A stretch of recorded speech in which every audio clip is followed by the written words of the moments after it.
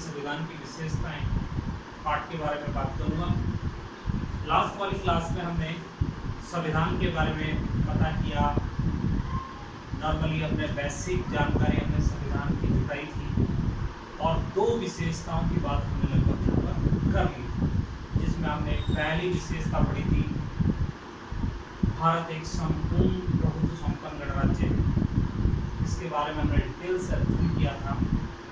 दूसरा हमने भारत की प्रस्तावना के बारे में बात की थी।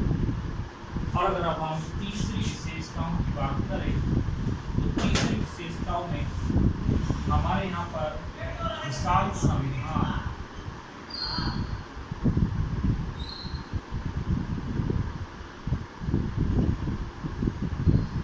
देखिए हरि विष्णु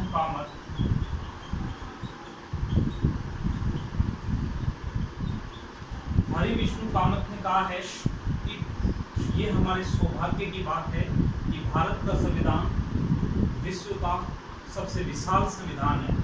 अब ये बात इन्होंने क्यों की?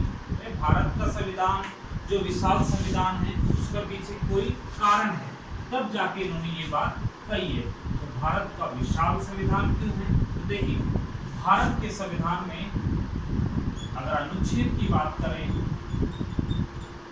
तो 395 अनुच्छेद, 22 भाग हैं और 8 अनुसूचियां हैं।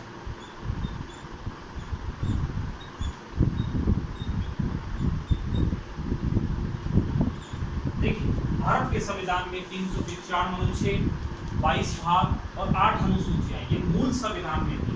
उसके बाद अनुसूचियों की संख्या बढ़कर कितनी हो गई है? वर्तमान में 12। वर्तमान में कितनी अनुसूचियां हैं? 12।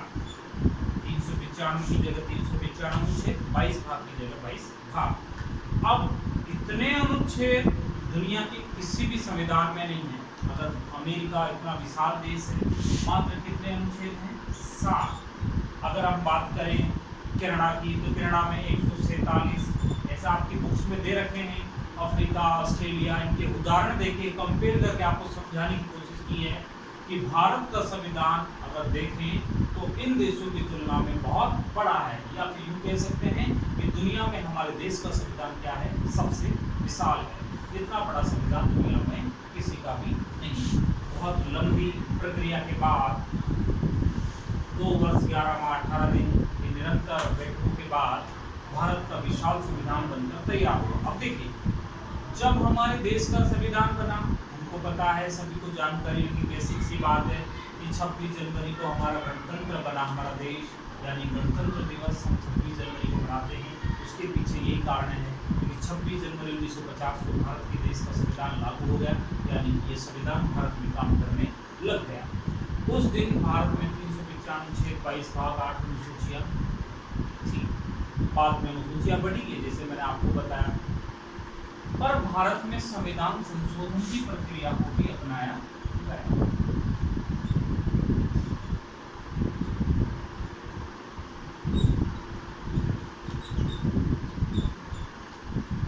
देखिए संविधान संशोधन की प्रक्रिया को उस समय के जितने भी संविधान निर्माता थे वो बहुत दूरदर्शी थे। उनको ये आभास था कि आज जो बनाया गया संविधान है, आगे आने वाली पीढ़ी और समय के साथ में क्या है, कुछ चीज़ें जरूरी नहीं है कि वो उपयुक्त हमेशा बनी रहे, उसमें कुछ सुधार की गुंजाइश देखने को हो सकती है। इसलिए संविधान निर्माताओं की दूरदर्शिता का लाभ ये मिला कि हमारे संविधान में संविधान संशोधन की प्रक्रिया को भी अपनाया गया और वर्तमान में 104 संशोधन संविधान में हो चुके हैं। 104 संशोधनों की अगर बात करें, देखिए आपकी किताब में 101 संशोधन दे रखे हैं, और वर्तमान में अगर प्रेजेंट तक की अगर बात करें तो 104 संशोधन हमारे यहाँ पर हो चुके हैं। 104 संशोधन में 101वां जो संशोधन आया है वो जीएसटी के लिए आया है। ये आपने सुना होगा, नया नया भी जीएसटी लगने लगा है। ये 101वां संविधान संशोधन है। 102 आया है राष्ट्रीय पिछड़ा वर्ग आयोग के लिए।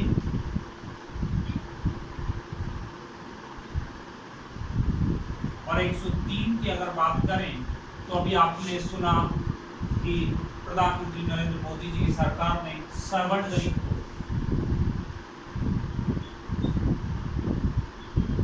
10% आरक्षण दिया। ये किसके अंतर्गत है? 103 संविधान संशोधन के अंतर्गत। और 104 अभी बहुत बड़ा मुद्दा चला था आपको थोड़े दिन पहले, अगर याद हो, एनआरसी के नाम से, नागरिकता संशोधन अधिनियम।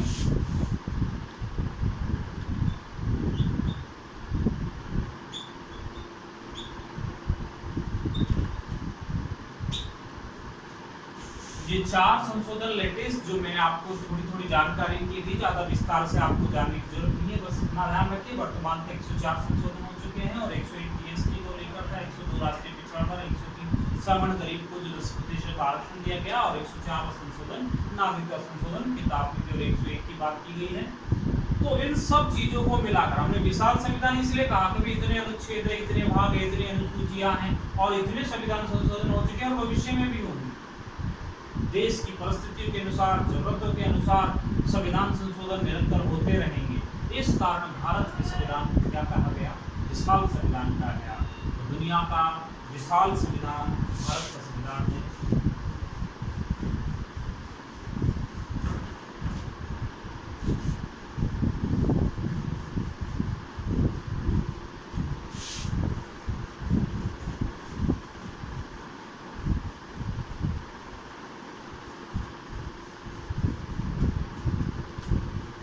विशेषताएं हमारे यहाँ पर हो चुकी है।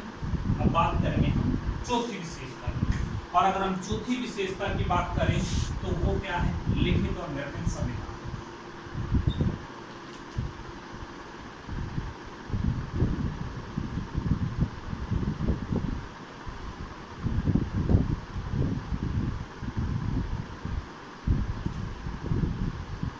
भारत का संविधान 2 वर्ष 11 माह और 18 दिन की प्रक्रिया में संपन्न हुआ। 2 वर्ष 11 माह 18 दिन में भारत के संविधान का निर्माण हुआ। भारत का संविधान लिखित है और भारत की जनता के द्वारा निर्मित है। संविधान सभा के सदस्यों के द्वारा भारत के संविधान को बनाया गया है। तो भारत का संविधान में अगर लिखित और निर्मित की बात करें तो बस इतनी सी बात है, इतना समय लगा और भारत की संविधान सभा के द्वारा ये बनाया गया। ये हमारी आपकी पुस्तक के अंतर्गत चौथी विशेषता दे रखी है। पांचवी विशेषता जो बहुत आपको समझने की है, और ये एक नागरिक होने के नाते और राजनीति विज्ञान के विद्यार्थी होने के नाते भी दोनों ही दृष्टिकोण से ये आपके लिए क्या है? समझने योग्य है। तो पांचवी विशेषता है हमारी क्या? संसदीय शासन व्यवस्था।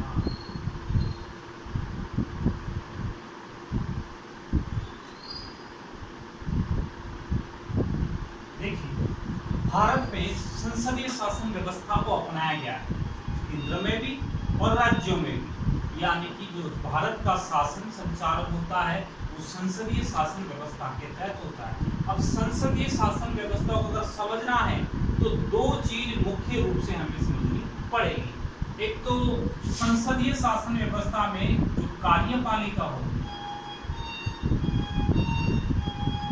वो व्यवस्थापिका के प्रति क्या होती है? उत्तरदायी होती है।